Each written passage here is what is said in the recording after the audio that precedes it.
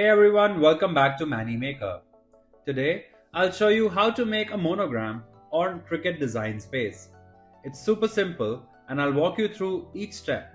But if you get stuck anywhere or need personalized help with your Cricut projects, just give us a call at the displayed number.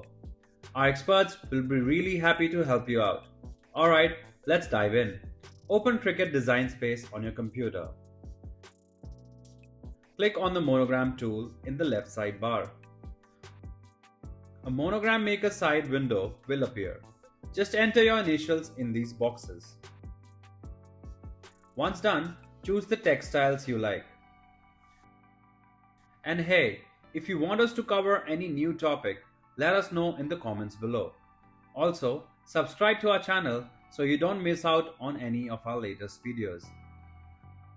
From the operations type dropdown, select the operations type you want or choose the default option. Once everything is done, you can click on the Add to Canvas button.